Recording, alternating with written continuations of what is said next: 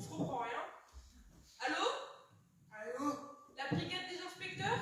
Oui. Là, il y a un livre que je comprends pas. Ça parle d'agneaux, des gens qui naissent de foi et qui meurent pas. Vous pouvez venir m'aider, s'il vous plaît? Oui. D'accord.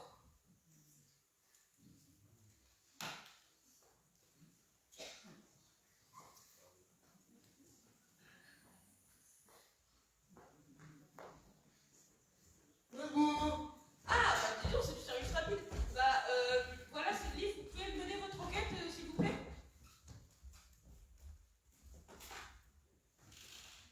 Ok. Donc,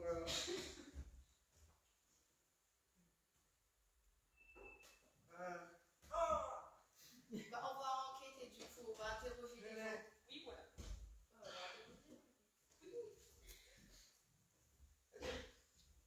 je vois quelqu'un là-bas. Bonjour madame. Bonjour. Alors je fais une petite interview, si vous croyez en Dieu ou pas. Bah franchement, j'y ai jamais pensé. Ah oui, et pourquoi? Parce que ça m'intéresse pas en fait. Ah, c'est très dommage, ça me va le cœur. Au revoir madame. au revoir.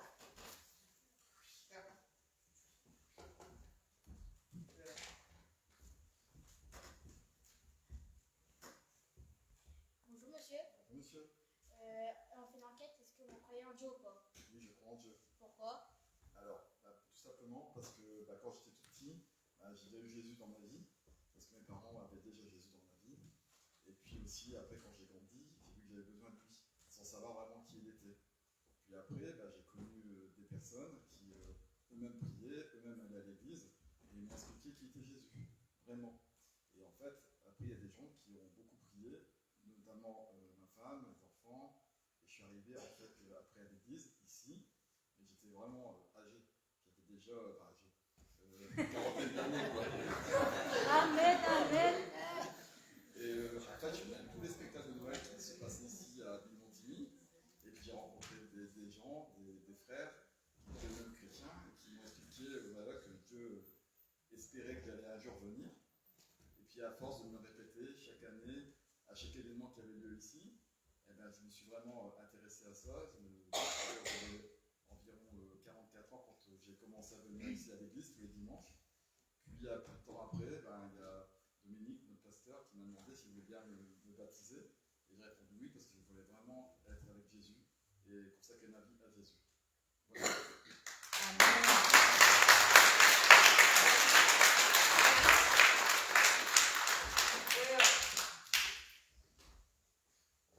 Bonjour, est-ce que vous croyez en Dieu? Non, je crois pas en Dieu. Bah pourquoi? Parce que je crois pas en Dieu. D'abord, je peux pas croire en quelque chose que je vois pas, quelqu'un que je vois pas. J'ai pas de travail, j'ai pas de quoi manger, j'ai pas d'argent, j'ai même pas d'amis. Pour croire en Dieu, non. Pour moi, il n'y a pas de Dieu. Au revoir, madame.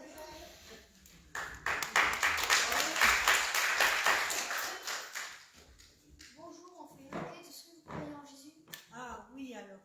Oui. Oh, c'est merveilleux. C'est vrai. Oui, c'est merveilleux, beaucoup même. Tu veux que je te raconte un peu? Oui, pourquoi pas? Alors attends, je vais essayer. Bon je suis un peu comme tout le monde. Premièrement, j'allais à une église protestante quand j'étais petite. Après, je suis venue grâce à une amie à l'église évangélique.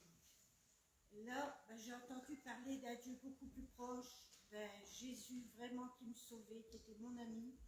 Avec sa parole, j'ai approfondi les choses et donc j'ai pris mon baptême à l'église évangélique. Voilà.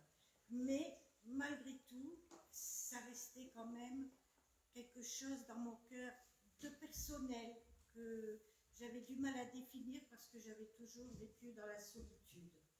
Voilà. Est-ce que par hasard, tiens, il me vient une idée, est-ce que par hasard tu voudrais que je te raconte une anecdote spéciale? Oui, pourquoi pas? Eh bien voilà, figurez-vous que j'étais mariée à un monsieur qui voulait faire les déplacements dans la France entière. Et donc, on était des itinérants en quelque sorte, on vivait en pension, tout ça. Et puis un jour, son chef, il nous dit, écoutez, vous partez dans le midi, le camion de bricolage, tout ça, le matériel, il va vous suivre. Et en même temps, il y aura votre paye de fin de mois dedans. Bon, on prend le train avec ce qu'on avait. J'avais un petit garçon de 2 ans dans une poussette. Et on arrive là-bas dans le midi, du côté de Martigues, là-bas. Et on dort d'abord à l'hôtel chez une Lilloise bizarre qui nous accueille, mais elle nous dit le dimanche soir, vous ne pourrez plus dormir là, mes ouvriers reviennent. Ah. On s'en va sur le parking, on attend le camion, on attend notre paye. Pas de paye. Ah, je commençais franchement à avoir peur, tu sais, mon garçon. Et on parle avec mon mari, tout ça, on se demande qu'est-ce qui va nous arriver. On n'avait plus de sous, on n'avait pas d'hôtel, on n'avait rien. Le camion n'était toujours pas là, on se demandait si le patron ne s'était pas fichu de nous, à la limite. Franchement, on était terrorisés. Et moi, j'avais un petit bonhomme de 2 ans dans ma poussette, là, qui me regardait. Je vous avoue que j'en menais pas large.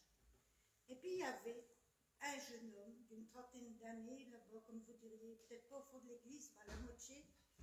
Il nous regardait tous les deux, puis il vient avec nous. Il se présente devant nous, puis il dit, on parlait tout bas, hein. Il dit, messieurs, dames, j'ai entendu votre conversation. Ah bon? Comment est-ce qu'il a fait? Il dit, oui, j'ai tout entendu, vous inquiétez pas, ça va s'arranger, je vais vous aider. Ah bon? Écoutez, on était tellement effarés qu'on le suit, on monte dans la camionnette, il nous conduit à une entreprise un peu plus loin. Il cherche dans ses papiers des numéros de téléphone, il cherche partout. Puis à la fin du bout, il nous dit, bon, ben, je vous ai trouvé un hôtel, je vais vous conduire. Il nous a conduits, à part le patron, il nous a payé un souper. C'était de plus en plus bizarre. Et il nous dit, vous inquiétez pas, demain matin, vous aurez votre argent. Le camion sera là pour vous donner votre paye, tout va s'arranger. En effet, ça s'est passé comme il a dit. Le lendemain, on est revenu, l'argent était là, enfin tout bien. Puis je dis à mon mari, écoute, il faut qu'on aille remercier ce monsieur quand même. J'ai une affaire bizarre, je comprends pas. Je dis, qu'est-ce qui s'est passé? Nous voilà partis avec le bébé dans la poussette. On arrive à l'entreprise, tout était fermé. Ben, je dis, comment on va faire? Les voisins qui commencent à venir nous voir et qui disent, qu'est-ce que vous faites là, vous autres? Donc on explique qu'on veut remercier un monsieur qui était là hier. Ah non, il n'y a personne, c'est impossible. L'entreprise est fermée depuis le début de l'été, il n'y aura personne avant le mois de septembre. Allez-vous-en, sinon on appelle la police. On est reparti. Je me suis beaucoup posé de questions, mais depuis, je sais une chose dans mon cœur. J'ai vécu beaucoup d'années, il m'est arrivé beaucoup de choses. Je suis tombée, le Seigneur m'a relevée, mais toujours il m'a dit, je serai toujours là. Même quand tu n'y croiras plus, même quand tu auras l'impression d'être au bout, je suis là. Voilà.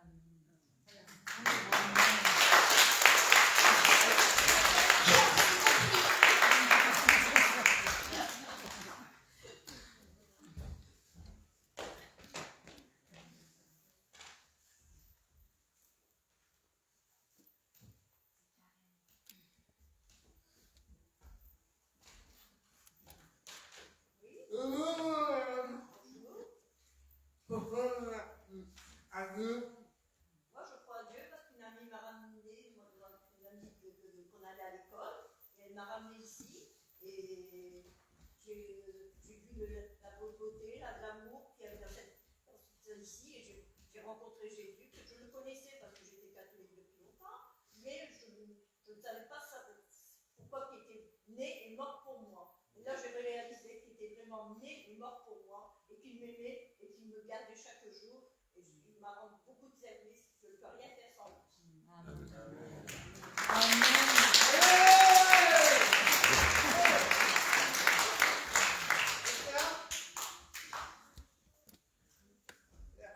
On va vous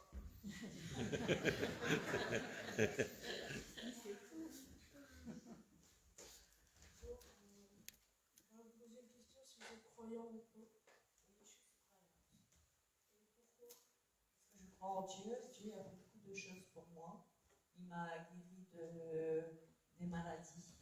J'avais l'enveloppe de mon cœur qui était ouverte. Mon église a prié pour moi. Et quand j'ai passé les examens, l'enveloppe était refermée. Amen.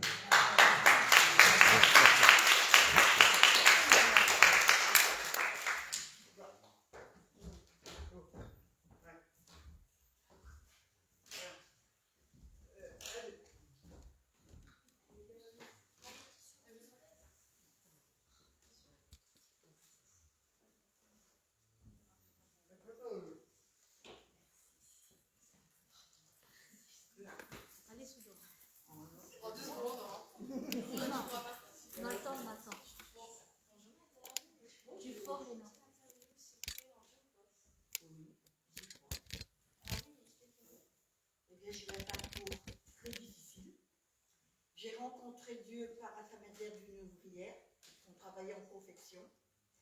Et mes parents, ma mère était française et mon père était musulman. Donc je vivais musulmane. Donc elle m'avait proposé pour aller à son église. Et en fin de compte, moi, je n'étais pas trop intéressée. Mais ça m'a interpellée. Donc j'ai demandé et chez nous, les filles n'ont pas le droit. Dans les musulmans, on n'a pas le droit les filles n'ont pas le droit de sortir le soir. Donc j'ai bravé l'autorité de mon père parce que ça m'avait interpellée. Et en fin de compte, à travers ce que j'ai entendu, Dieu a parlé dans mon cœur. Et même moi, je ne le comprenais pas tout de suite. J'ai reparti à la maison. Et quand je suis revenue, mon père m'a mis dehors. Ça veut dire que je ne pouvais plus aller chez ma mère. Donc, je suis partie, ce parcours, c'est que moi, je me suis dit, je vais aller à la police parce que je pensais qu'on allait m'aider. Et en fin de compte, comme j'avais 18 ans, le policier m'a dit, madame, il faut que vous allez voir quelqu'un de votre famille. Et je vais anticiper parce qu'il y a beaucoup trop de choses qui s'est passées en ce moment-là. Donc moi, j'ai été chez la belle-mère de ma tante qui s'appelait Marceline. Et en fin de compte, je suis partie de chez sa belle-mère. Je suis partie chez une autre sœur à ma mère qui habitait Beauvin. Et de là, ceux que j'avais parlé avec eux, que j'étais dans l'église, eh bien, avaient recherché où j'étais. Et en fin de compte, ces chrétiens sont venus chez ma tante et m'ont demandé si je voulais aller dans l'église. Et dans cette église, c'était Béliberclos. Ma tante habitait à Beauvin. Donc, je fréquentais l'église, je commençais à m'ouvrir à Dieu et je comprenais aussi que j'avais péché, que Dieu était dans ma vie parce que justement, il s'était sacrifié et son sang a coulé pour mes péchés, pour ce que j'étais moi. En fin de compte, le but aussi, c'est que entre deux, j'avais une tante qui avait entendu la parole de Dieu et qui habitait à Billy-Montigny, et elle n'osait pas aller toute seule, donc elle m'a demandé, en tant que sa nièce, de venir à Billy-Montigny. Et j'ai été à Billy-Montigny, j'ai connu Dieu, j'ai eu des frères et des sœurs formidables qui m'ont appris aussi que seulement il fallait croire en Dieu, mais que Dieu, Jésus-Christ nous a tous, il a donné son sang pour chacun de vous. Même si vous ne voulez pas de lui, lui vous aime. Même si vous ne voulez pas le ressentir, il est toujours fidèle. Et je vais vous donner une petite anecdote. J'ai eu un cancer. Quand j'ai eu cette maladie-là, je ne l'ai pas voulu dire à mes filles. Parce que justement, j'étais en train de mourir. Le cancer était déjà là, bien présent. Et j'étais condamnée. Je n'avais aucune échappatoire. Quand je suis venue, quand on m'a fait des tests, eh bien j'étais plus que positive. Et la personne qui m'avait, ce spécialiste, était très alarmée. Et m'a dit, madame, c'est moi qui va prendre les rendez-vous à votre place. Et j'ai passé des chemins très difficiles. Mais ma foi a permis que malgré ce que je passais, il était toujours avec moi. Et il m'a sauvée, il m'a gardée. Parce que quand j'ai su cette nouvelle, je suis comme tous, j'étais anéantie. Je ne voulais plus parler, je voulais être seule. Et moi j'ai dit, si c'est ta volonté, Seigneur, je m'en vais. Tant pis, je veux mourir. Et en fin de compte, eh bien, c'était très difficile et lui, il était toujours présent. J'avais des angoisses phénoménales que je ne pouvais pas contrôler. Et en fin de compte, lui, quand je lui parlais, il a su me donner la tranquillité et la paix de cœur. Et il m'a dit, je ne t'abandonnerai pas. Je ferai le chemin avec toi. Suis-moi, crois-moi. Et je l'ai suivi.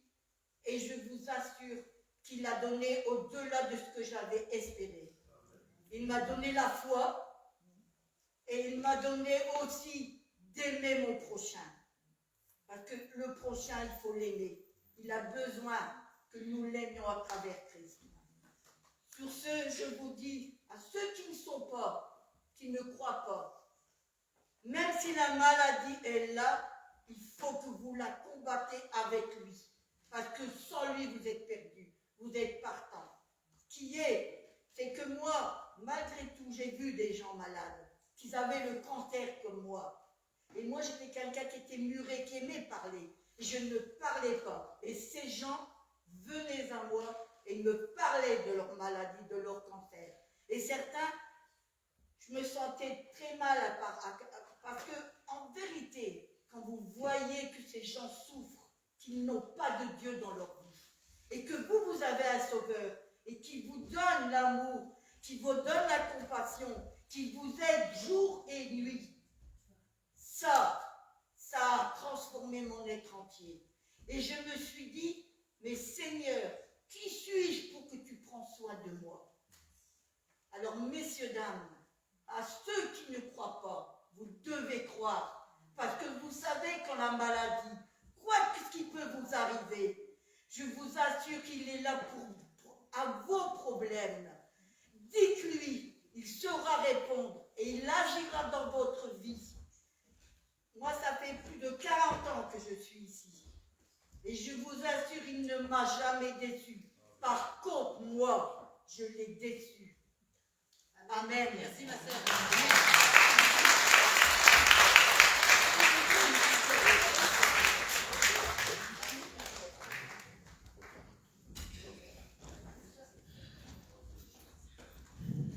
Bon bah, j'ai pu mener votre enquête, et franchement, ça m'a vraiment touché. Je me demande si c'est vrai. Bah oui, c'est vrai. Viens, si tu veux, je t'emmène une grande de Noël. Ah bah non, Non, mais t'as pas le choix.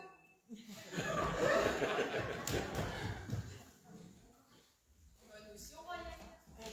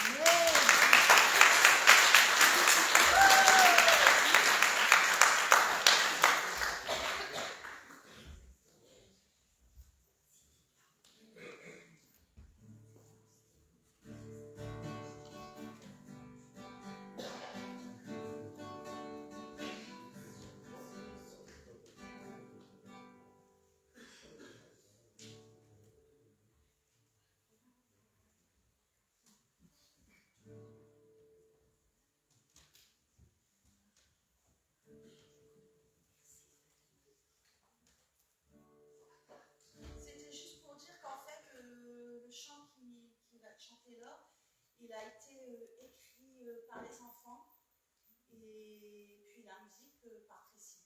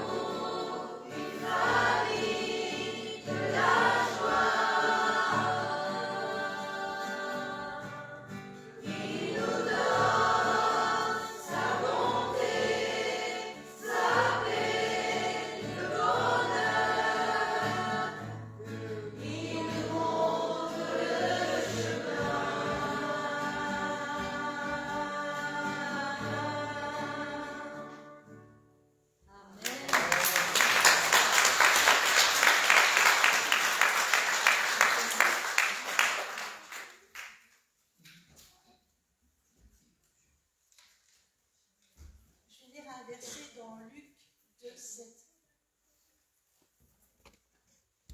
Elle enfanta son fils premier-né, elle l'emmaillota et le coucha dans une crèche, parce qu'il n'y avait pas de place pour eux dans l'hôtellerie. Maintenant, j'ai une question à vous poser. Aujourd'hui, Jésus frappe à votre porte, à celle de votre cœur. Est-ce que vous auriez une place pour lui? Ou est-ce que vous allez laisser votre porte fermée?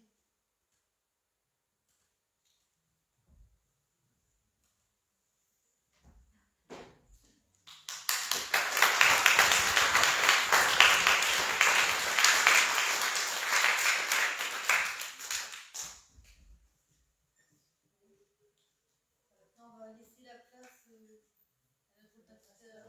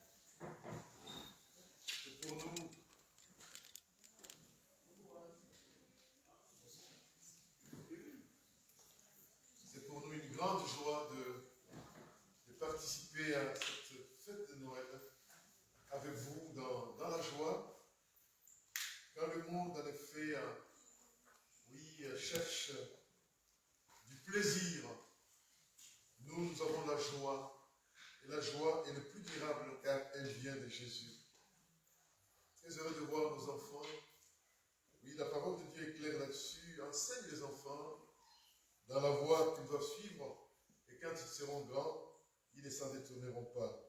Que Dieu bénisse ces enfants au nom de Jésus. Amen. Ils ne sont pas l'église de demain, ils sont déjà l'église d'aujourd'hui. Ce matin, Dieu m'a donné la conviction, vraiment, de parler à quelqu'un, ou de nous parler à nous tous, concernant la mission de Jésus. Il n'y a pas de Pâques sans Noël. Et si la Pâques constitue la fête la plus importante, nous devons savoir qu'il a fallu que Jésus naisse, qu'il vienne sur la terre, dans le but de pouvoir réparer l'échec du jardin d'Éden. En effet, on l'a dit, dans le jardin d'Éden, c'était l'échec de l'humanité. La volonté de Dieu, c'était qu'ils vivent en communion parfaite avec Adam et Ève, auquel il parlait comme il parlait à un homme. Ils vivaient dans la gloire jusqu'au jour où, par le péché, ils ont été éloignés de Dieu. Mais parce que Dieu n'a pas voulu échouer, alors il a dit au diable, de cette femme naîtra une postérité, et cette postérité t'écrasera la tête. De cette postérité dont il est question de Jésus, qui est né pour réparer, qui est né pour restaurer, qui est né pour chasser les ténèbres, qui est né pour ramener l'humanité dans la communion avec Dieu. Ce message est un message d'espérance. Ce message est un message de joie pour quiconque passe par des moments de turbulence, des moments de ténèbres, liés parfois à nos propres responsabilités, liés parfois au péché personnel. Oui, cela est grave. Cela est grave. Et au péché est liée la malédiction. Mais Jésus est venu afin d'ôter la malédiction. Jésus est venu afin de te nettoyer. Jésus est venu afin de te ramener dans cette communion avec Dieu. Il a été question du Saint-Esprit. Jésus est venu afin de sanctifier l'homme. L'homme qui était frappé par le péché, Jésus est venu et par son sang pour nous sanctifier afin qu'une fois sanctifiés, nous recevions le Saint-Esprit. Et c'est par le Saint-Esprit que nous entrons en communion avec Dieu. Le Saint-Esprit est là, il parle encore, il dirige encore, il restaure encore, dans le but de nous ramener dans nos droits qui étaient spoliés et volés par le diable.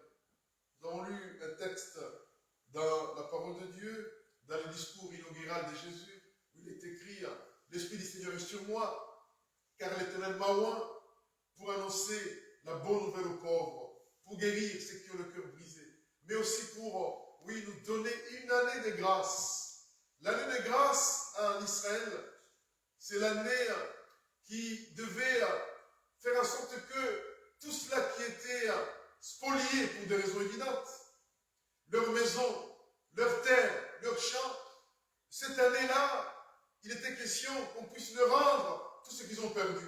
Mais tous les 50 ans, autant vous dire que cette loi n'a jamais été mise en pratique. Elle existait bien, mais c'était difficile pour que les familles aillent à la mairie réclamer les biens dont ils ont été spoliés 50 ans auparavant. Impossible. Et Jésus vient et dit, je suis venu avec la mission de vous rendre tout ce que le diable vous a volé.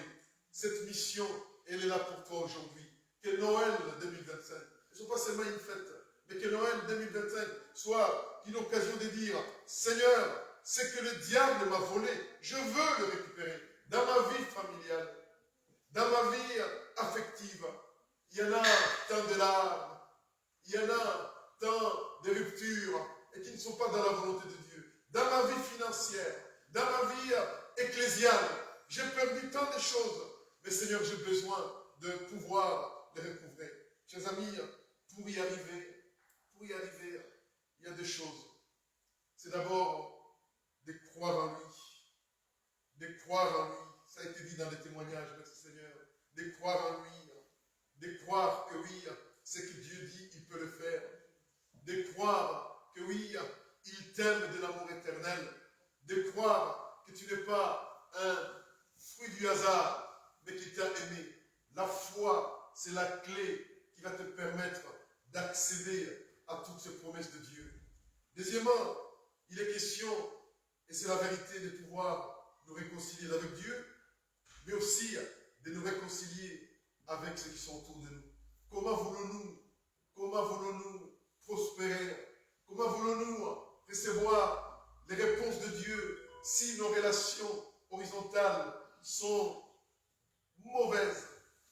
Nous blessons à gauche, nous blessons à droite, nous devons X ou quelque chose et nous continuons pensant que Dieu est avec nous. Non, Dieu, il est fidèle, il est aussi cohérent.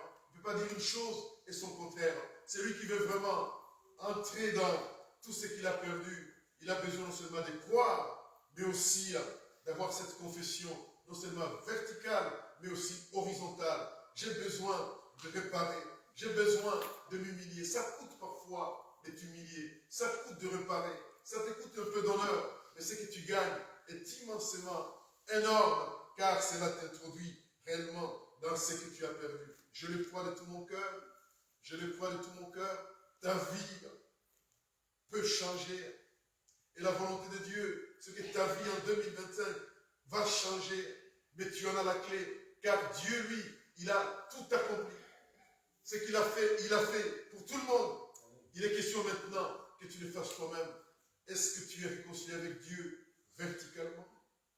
Est-ce que tu es réconcilié avec tes frères et tes sœurs, dans la famille, dans l'église, autour de toi? Il est écrit, pour autant que cela dépend de nous, soyons en paix avec tout le monde. J'ai besoin de faire descendre ici, mais c'est incroyable. Descends. Mon fils m'a dit, Descends. je peux descendre. Oui. Après, mon fils me dit, de loin, il ne me voit pas, je suis très noir, ici, au moins, il y en a. C'est pas grave, vous allez m'entendre. Voilà. Alléluia.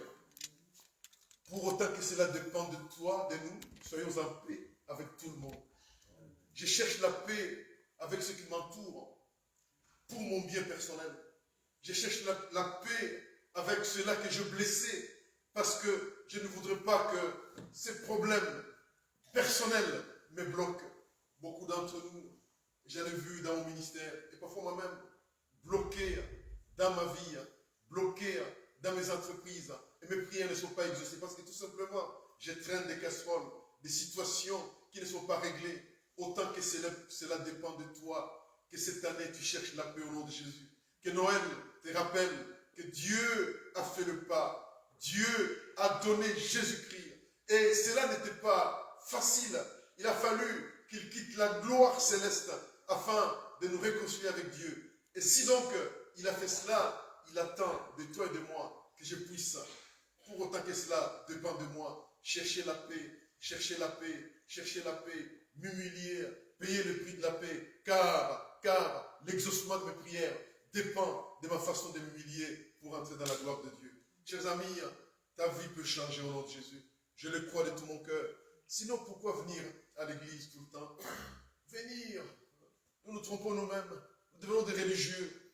Un religieux, il pense plaire à Dieu en pratiquant un nombre de lois, un nombre de devoirs. Non, non. Ce que Dieu nous demande, c'est d'avoir un cœur contrit, un cœur humble, capable de pouvoir nous humilier pour nous réconcilier afin d'entrer dans cette dimension de gloire que Dieu a préparée pour chacun de nous.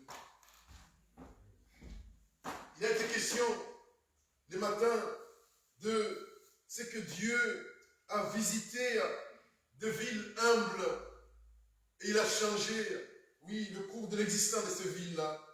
On a parlé de Bethléem. Je voudrais continuer par une deuxième visitation. Il s'agit de la crèche. Et ça a été lu. Merci beaucoup pour ceux qui ont lu l'histoire de Jésus qui a été placé et emmailloté dans une crèche. Parce qu'il n'y avait pas de place pour eux dans l'hôtellerie. Il n'y avait pas de place pour eux. Il a fallu amener ce bébé quelque part. Une crèche, c'est ce qu'on appelle une mangeoire de bœuf. Dans une mangeoire de bœuf, c'est pas confortable. Les odeurs, mais aussi les bestioles. Personne d'entre nous ne voudrait aller manger dans une mangeoire de bœuf. Personne d'entre nous ne voudrait y amener son bébé. Mais il est écrit qu'il n'y avait pas de place pour eux, sinon la mangeoire de bœuf. Et la question qu'on se pose, pourquoi le roi des rois, le Seigneur des seigneurs, est allé, oui, naître dans un endroit aussi sale, une véritable puanteur, sans confort? J'ai pu voir la réponse. Autant il a choisi cette bourgade qui était sombre que Bethléem, pour en faire une cité de gloire, autant il a choisi la crèche, une puanteur, dont le sort va changer complètement. La Bible est écrite, il est un moment pour lire, que non seulement sur cette mangeoire de bœuf était suspendue une étoile qui éclairait la mangeoire de bœuf. Non seulement qu'il y avait une étoile, mais aussi les mages vont venir avec de l'or, avec du parfum, avec des choses qui étaient destinées à la royauté. Et ils entrent dans la mangeoire de bœuf avec de l'or, avec de l'encens, du parfum, et cela a changé le sort de cette puanteur. Ce lieu qui était un lieu épouvantable est devenu le centre non seulement mondial, mais le centre cosmique. Parce que tout simplement, Jésus était né là-dedans et il a tout changé. J'ai envie de parler à quelqu'un dont la vie a été peut-être une puanteur, comme cela a été le cas pour mon père et pour beaucoup d'entre vous. Une vie difficile, une vie de douleur, une vie de marginalité. Mais si nous acceptons Jésus, il change le sort au nom de Jésus. Dites Amen avec moi. Amen. Parce que si l'Église ne peut pas le prêcher, il y a un problème.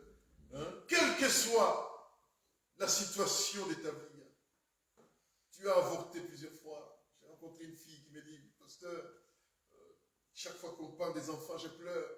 Parce que quand j'étais dans le monde, j'ai avorté.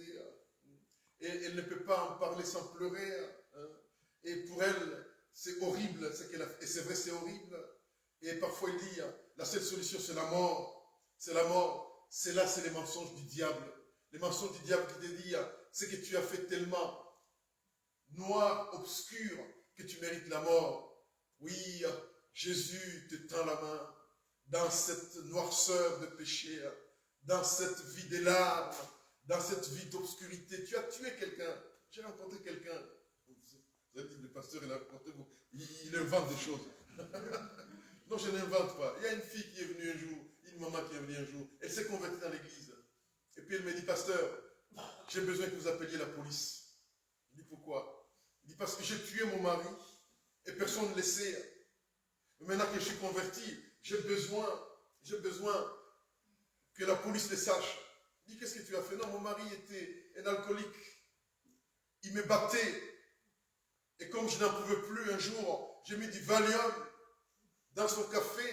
Et une fois endormi, je ne vous donne pas la recette pour tuer. Hein? Et une fois endormi, je l'ai étouffé par un coussin. Il dit, pasteur, voilà, je demande pardon, appelle maintenant la police. C'était dur pour moi. Mais je dis, non. Mon rôle, ce n'est pas d'appeler la police.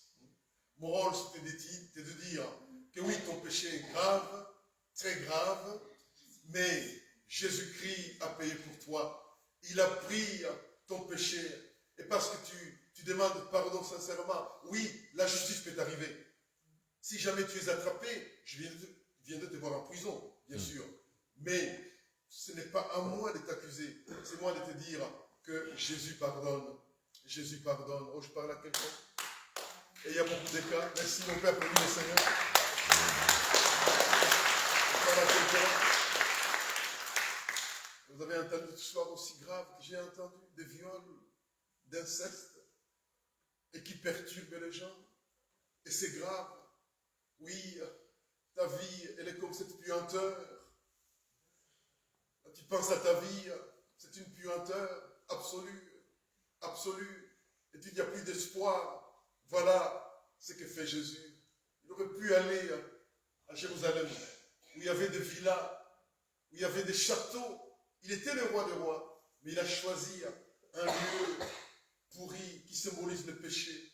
Non pas pour garder ce lieu pourri qui symbolise le péché, mais pour montrer qu'un lieu aussi pourri peut devenir un lieu de gloire.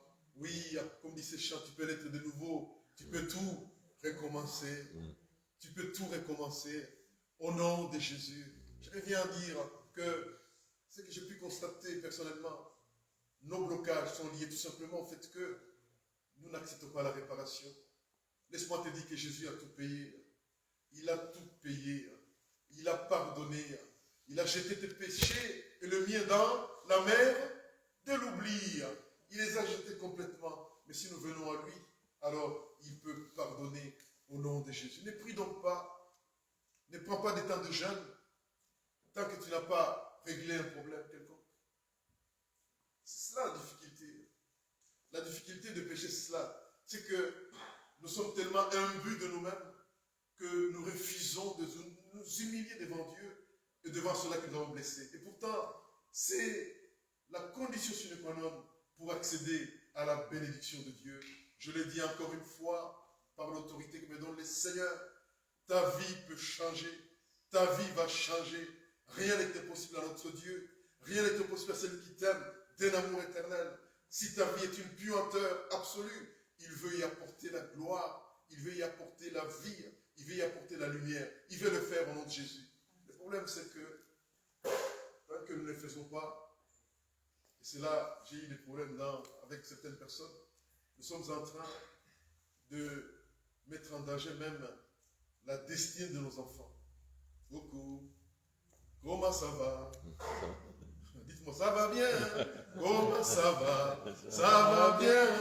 Il dit, c'est africain ça. Mais je suis africain. Nous mettons en danger la destinée de nos enfants.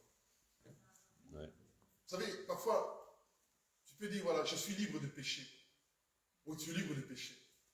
Mais quand tes péchés et le mien influencent la vie de nos enfants, on n'est plus libre. Si tu ne t'aimes pas, aime la vie de tes enfants. Et j'ai pu voir que la meilleure façon d'aimer la vie de nos enfants, c'est de marcher dans la sainteté. Il t'amène avec moi. Amen. Non pas dans la perfection. Non pas dans la perfection, mais dans la sainteté. La sainteté, c'est quoi? C'est que je suis conscient que j'ai péché contre Dieu. Je suis conscient que j'ai blessé quelqu'un et je viens à Dieu. Je demande pardon. Dans nos églises, quand c'est plein d'hypocrites, dont je fais partie peut-être, il s'agit de ceux-là qui viennent, qui prononcent le nom de Dieu, le nom de Jésus, mais sans réellement avoir fait une démarche de repentance. Une démarche de repentance. Jésus, il était Dieu, mais il a accepté de mourir nu sur la croix. Il nous a réconciliés avec le Père, mais à quel prix? Nu sur la croix. Et donc si lui, il est mort nu sur la croix, alors il attend de nous que nous puissions faire le pas vers celui qui veut nous guérir, celui qui veut nous sauver, celui qui veut nous restaurer dans notre situation. Il y a deux exemples qui me restent avant de terminer ce message que j'ai eu pour Noël 2025 à Béni-Montigny. Il s'agit non seulement des choix de lieux qu'on a dit sombres et sales, comme la crèche, comme aussi Bethléem, qui étaient des endroits sans aucune visibilité, mais que Dieu a changé. Il est aussi question, chers amis, des personnes qui sont des acteurs majeurs de la Noël. Et parmi ces personnes, je vais en citer 3 ou 2, assez rapidement, et dont la vie a complètement changé, dont la vie est un exemple également pour ceux qui veulent vivre Noël, non pas de façon religieuse, mais de façon spirituelle intérieure. Il s'agit premièrement de Marie. Marie, qui était une femme, une fille simple. Nulle part, il est dit qu'elle était de la noblesse, ou ou de la bourgeoisie quelque part. Non, c'était une fille tout simplement simple, mais dont on dit qu'elle vivait dans la crainte de l'Éternel. Et Marie, alors elle vaquait aux occupations ménagères, l'ange de Dieu lui apparut et lui dit, Marie, tu seras enceinte. Et tu mettras au monde un enfant qui s'appellera Jésus et qui sera le salut pour le monde. Cette fille qui n'avait jamais connu d'homme fut bousculée par cette visitation. Et c'est la parole de Marie qui pose à l'ange, comment cela se fera-t-il? Car je n'ai point connu d'homme. Et l'ange lui dit, rien n'est impossible à notre Dieu. Et Marie crut. Alléluia. Je parle à quelqu'un. Il n'y a pas de Noël sans croire. Noël nous montre que Dieu n'est limité par quoi que ce soit. Rien n'est impossible à notre Dieu. Noël nous rappelle que les limitations sont humaines. Noël nous rappelle que là où l'homme limite Dieu, Dieu ne peut pas agir. Mais là où nous renversons les limitations, c'est là que Dieu agit en notre Jésus. Est-ce que tu veux le croire, cette parole, que rien n'est possible à Dieu? Quel est ton problème ce soir? Quel est mon problème ce soir? La maladie peut-être? Rien n'est impossible à notre Dieu. On a vu Dieu guérir des cancers. On a vu Dieu guérir des situations de plus complexes, des AVC et autres choses. Car rien n'est impossible à notre Dieu. On a vu Dieu sauver des gens dans des situations professionnelles les plus extrêmes. Car rien n'est impossible à notre Dieu. Chers amis, tous les problèmes, c'est notre éducation. L'éducation reçue qui souvent limite Dieu. Et malheureusement, tant que nous sommes dans cette éducation, rien ne peut marcher. Rien ne peut marcher. Vous savez, il y a parmi nous ici des gens qui portent des grands projets. Mais ces projets ne se réaliseront jamais. Parce que vous vous définissez toujours par rapport à votre famille, par rapport à votre environnement. Et cela, non seulement va vous priver de la manifestation de la gloire de Dieu, mais va vous empêcher également d'être utile dans ce monde. Ma prière, c'est que tu ne sois pas utile dans ce monde. Si donc ta vie et la mienne consistent uniquement à manger, à boire, nous sommes les plus malheureux du monde. La Bible nous dit que chacun de nous a reçu une mission bien particulière. Nous ne serons pas tous des ministres, nous ne serons pas tous des députés, nous ne serons pas tous des PDG.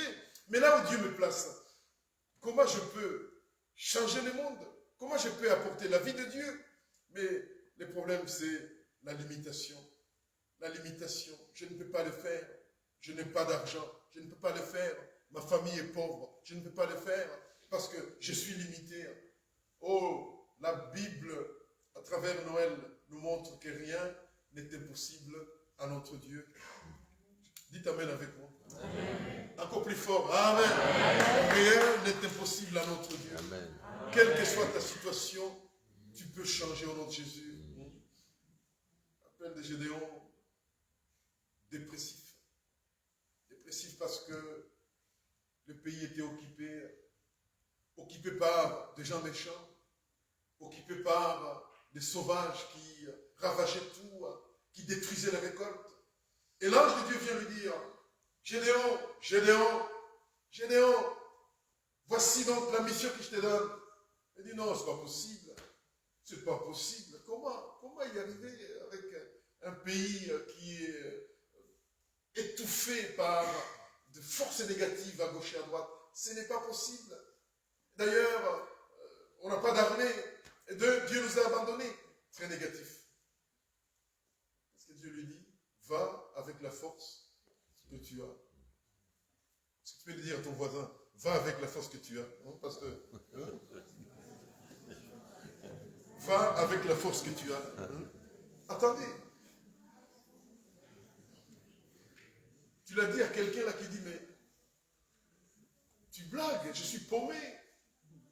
Je n'ai pas un seul sou au compte. Je n'ai pas de travail. mon mari m'a quitté. Comment me dire d'aller avec la force que tu as? Chers amis, la foi, c'est de voir cette force que les yeux ne peuvent pas voir. Cette force, elle est visible uniquement par la foi. Celui qui te dit qu'il y a une force en toi, il va le faire. Il te suffit de croire au nom de Jésus. Amen. Amen. Amen. Amen. Dites Amen avec nous. Ouais. On parlait avec les pasteurs. Là où il m'a amené manger. Merci beaucoup, pasteur. J'ai beaucoup mangé d'ailleurs. Et on parlait avec lui. C'est vrai. Vous savez, vous êtes venus nous voir beaucoup. On est dans une église de moins de 100 mètres carrés. 100 mètres carrés pendant 100 ans. 130 ans. Et on a fait des évangélisations. On a distribué des tracts. Presque 1 million de tracts. Moi-même, sur 30 ans, j'en ai distribué plus de 500 000. C'est incroyable. Il n'y a personne qui est venu. Coucou. Amen. Vous êtes avec moi? Nous sommes allés chanter au marché pendant 3 ans. Avec ma guitare, là, tu vois.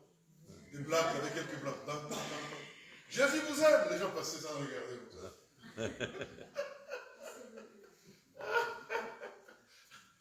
Après, ma femme m'a lâché. Écoutez, tu es fou là. Ça fait 3 ans. Il n'y a personne. 3 ans. On marchait tous les vendredis. Qu'est-ce que Dieu m'a dit? Non, écoutez. Vous me demandez des gens. Mais l'église, vous n'avez pas de place. Vous vous rappelez là? Quand vous veniez d'ailleurs, on était comme des sardines là, les uns sur les autres. Une église de moins de 50 personnes. Vous n'avez pas de place. Alors on a commencé à prier. On a commencé à prier. Dieu m'a donné cette parole. Les limitations qui appauvrissent les destinées. C'était ça. Les limitations psychologiques qui appauvrissent les destinées. On a commencé à chercher. Et puis, nous sommes tombés sur un super Intermarché. Avec un parking de 3000 mètres carrés. Les gens ont dit, mais tu es fou. Nos offrandes, c'était moins de 3000 € par mois. Comment? Avec 3000 €, tu peux engager l'église dans cette telle aventure. Je loue le Seigneur. Il les pensait, mais il ne les disait jamais. Il n'y a personne. Personne. Alors personne qui est venu me dire, voilà, pasteur, c'est la folie. Non, non. Disons, on le laisse, il va se casser les dents, voilà, il va rentrer en Afrique, amen. Amen. Et ça passe, c'est bien que ça passe là. Il écoute. Ça passe. Laisse tomber. C'est bon que ça passe. Il va dire, voilà, il va se casser les dents, il va rentrer en Afrique, allez, hop là. Écoute, c'est incroyable. Je ne peux pas vous dire où est-ce qu'on a eu l'argent. On a fini. Bien sûr, on a prêté l'argent à gauche à droite, on a remboursé tout le monde. Et depuis qu'on a eu ce bâtiment, le nombre a triplé.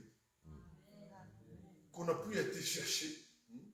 Au départ, je me disais, c'est un effet de mode. Ils viennent, mais ils vont arrêter. Non, non. Eh bien, qu'est-ce que Dieu m'a dit? J'en ai parlé ici, je pense, un jour. Vous me demandez, la ville de Pérué, 17 000 habitants. Avec un bâtiment de 100 mètres carrés, vous êtes malade?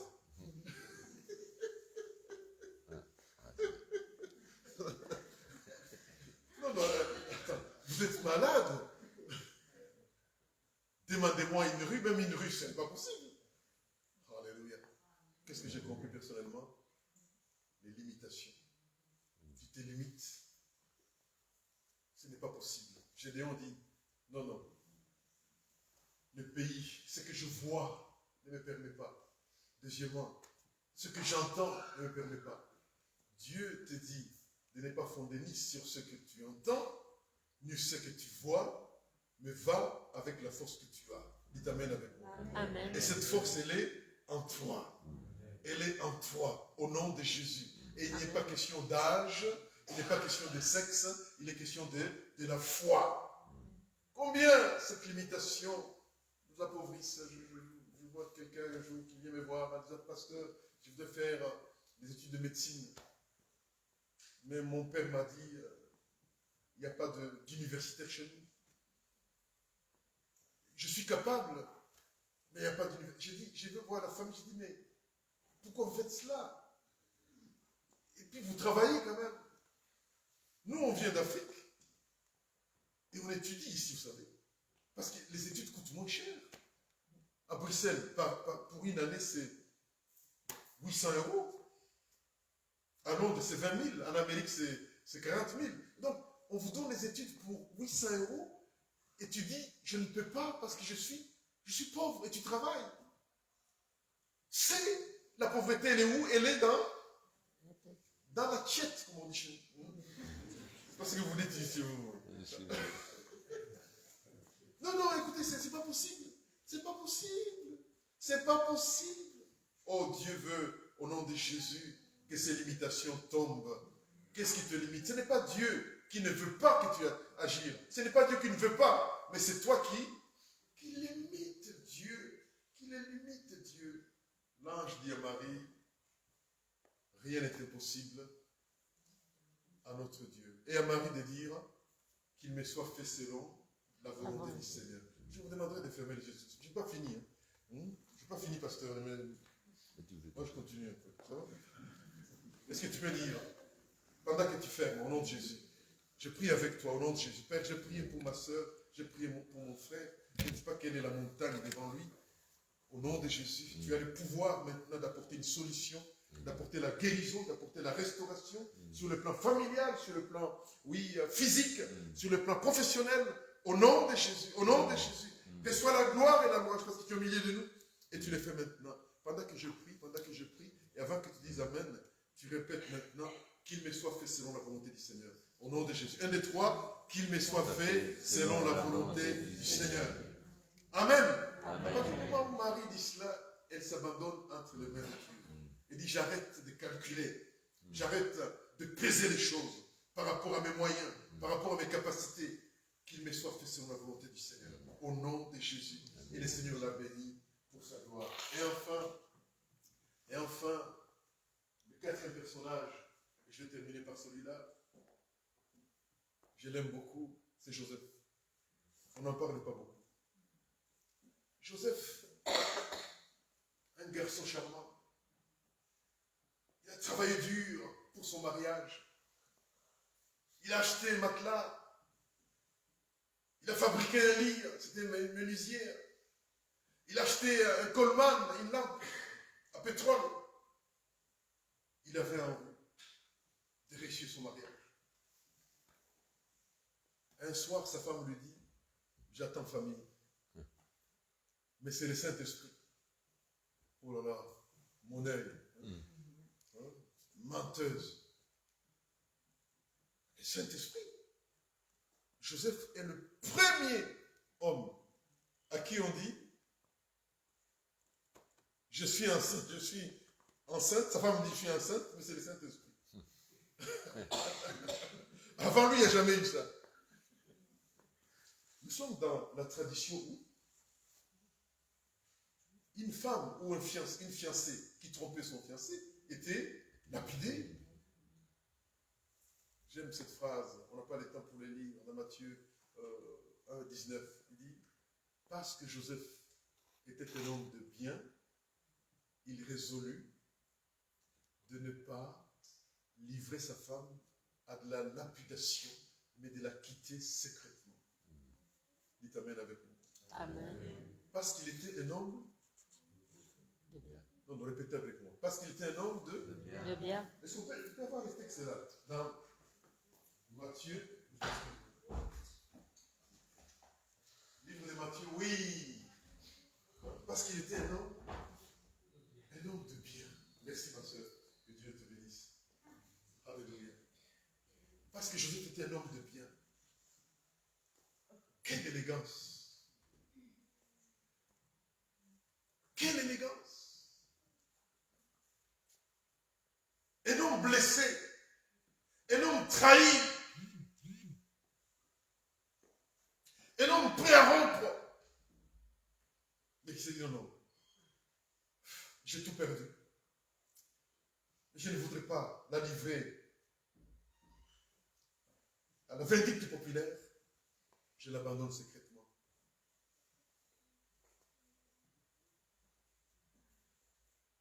par rapport à ta vie, à la mienne, de haine, l'esprit de vengeance. Oui, parce que tout simplement, on t'a pris ce qui était à toi, tu nourris la haine, au point de tuer. Joseph était un homme de bien. Je parle à quelqu'un peut-être ici qui est dessus, qui peut-être son épouse lui a fait un grand mal, son mari lui a fait un grand mal, tu n'en dors pas. Je te rappelle que cette femme ou cet homme, tu as fait des enfants avec. Remets ton épée dans son fourreau. Là où tu te prépares à la vengeance, l'homme de bien, c'est un homme qui gère des choses aussi difficiles avec Dieu dans le pardon. Alors, il y en a qui me disent, mais pasteur, je ne sais pas comment je suis blessé. Comment je suis blessé. Je comprends qu'il te soit blessé. Mais la réponse à ta blessure, ce n'est pas la haine. La haine va raviver encore ta blessure. La haine va encore compliquer ta situation.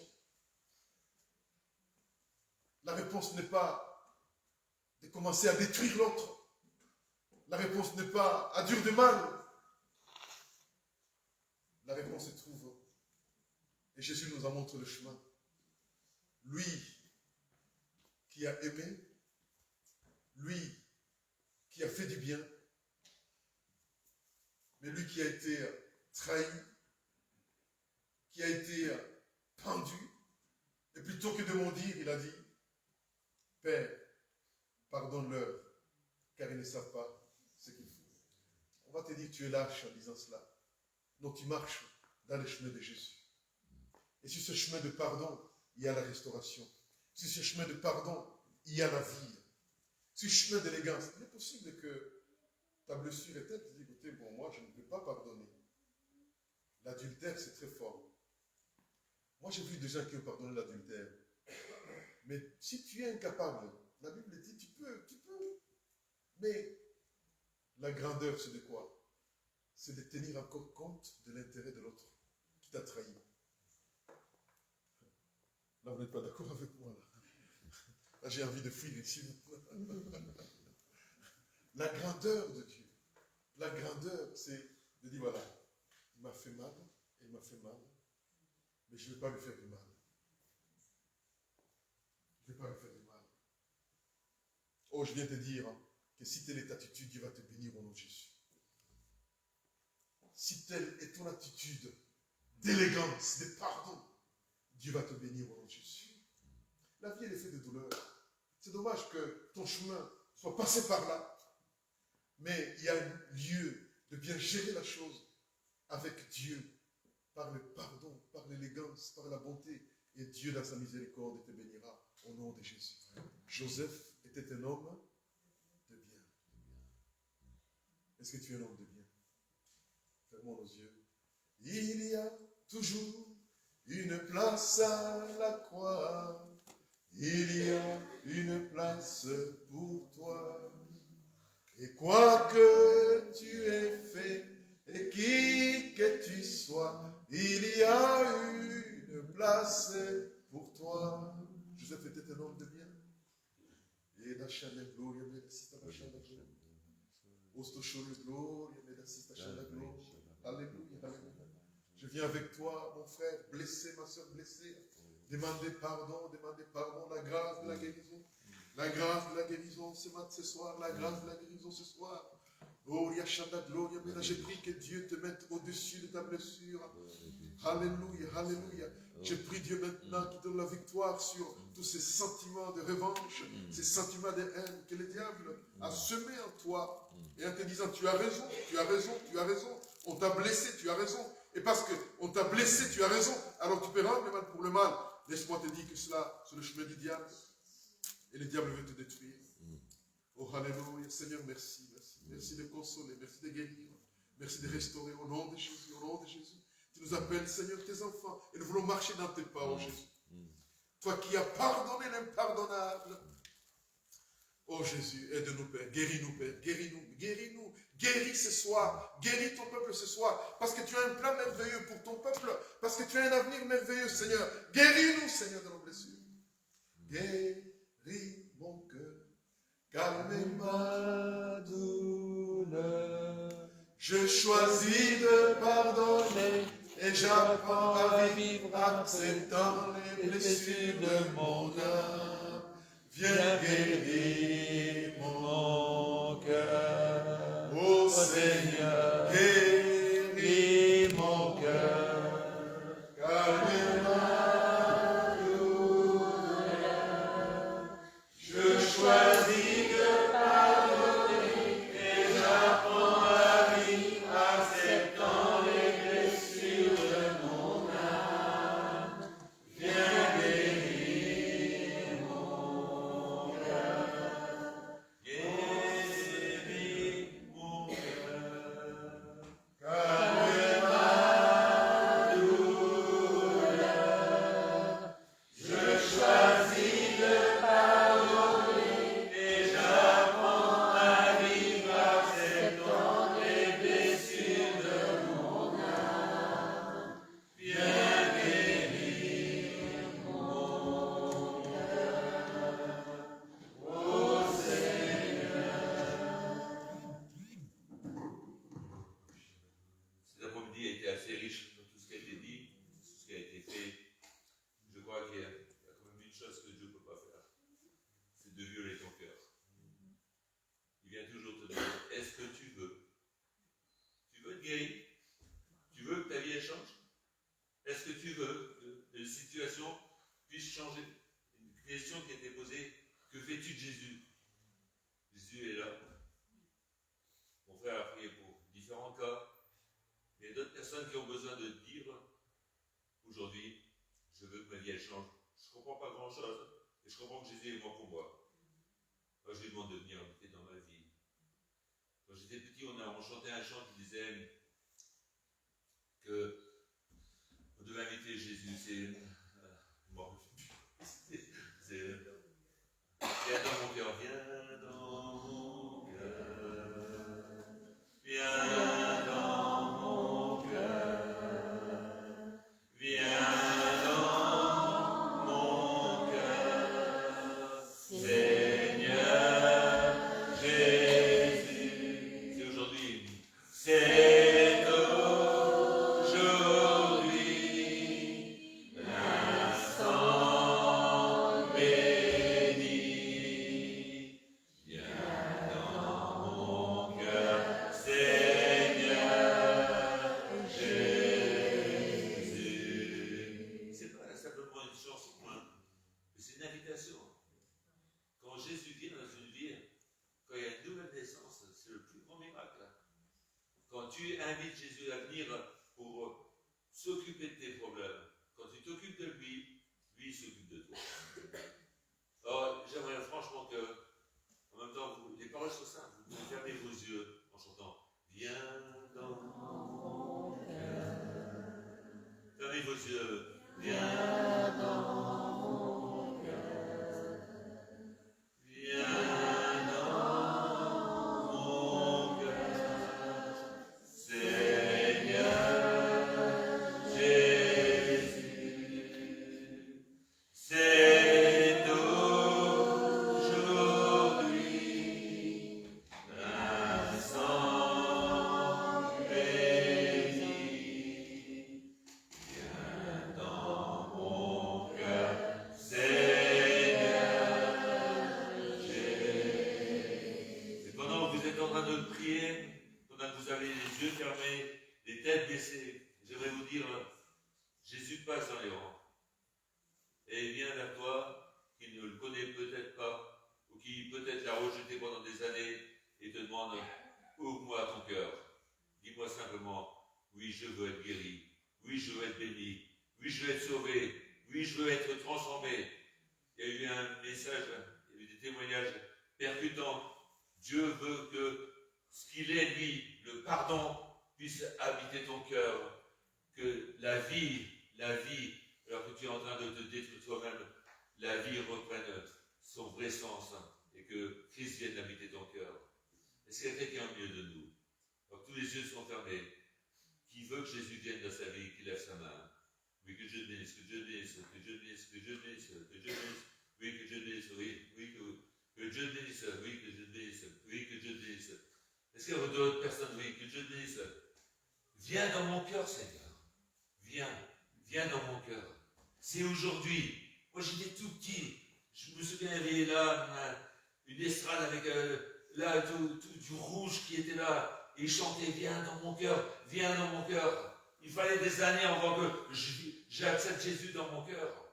Mais, gloire à Dieu, j'ai pu dire, viens dans mon cœur. Et aujourd'hui, il est dans mon cœur. Et celui qui est dans moi est plus fort que celui qui est dans le monde.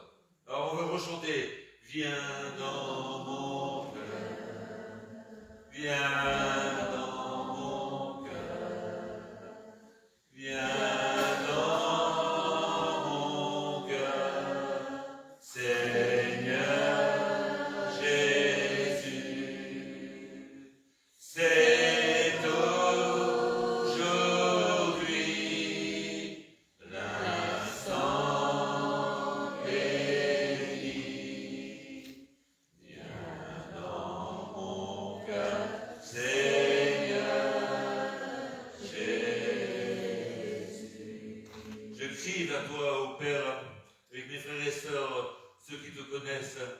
Je demande que la grâce de Dieu puisse porter tous les mains qui se sont levées, les porter à la croix du calvaire, qu'ils puissent repentant dire, j'ai péché contre toi, j'ai sali ton nom, j'ai fait là ta volonté, j'ai choisi mes propres voies, j'ai fait mes propres choix. Aujourd'hui, je suis là réellement dans la détresse, je suis là sale devant toi, mais viens dans mon cœur. Que le réel Noël vienne habiter ma vie. Toi qui es le Saint de Dieu, toi qui es devenu péché, tu es devenu un être qui a perdu toute apparence humaine. À la croix du calvaire, tu as pris nos péchés. Tu t'es là pris sur toi toutes les malédictions, tout ce qui était la flatteur de ce monde, mais qui était destructeur. Tu as tout pris à la croix du calvaire. Aujourd'hui, tu es là pour sauver. Alors, je te le demande au nom de Jésus, avec ton Église, sauve, libère, délivre, guéris pour ta gloire. Et nous te promettons, Seigneur, que tout ce que tu feras, tout ce que tu accompliras, tout ce que tu nous permettras de voir, la gloire te reviendra à toi seul, parce que toi seul la mérites. Amen. Amen. Amen. On peut applaudir au Seigneur, mon frère. Applaudir au Seigneur. Et les enfants pour la grâce, notre frère aussi, son épouse qui est là aussi, qui l'accompagne, qui est obligé de supporter. Non, mais que Dieu les bénisse. Merci d'être venus. Il y a des rafraîchissements, il y a des gâteaux à la fin. Que Dieu soit glorifié et que Dieu soit le centre de votre vie. Qui est Jésus pour vous? Que ce soit un disque rayé, vous qui ne l'avez pas accepté. Qui est Jésus pour vous? Bon retour à chacun.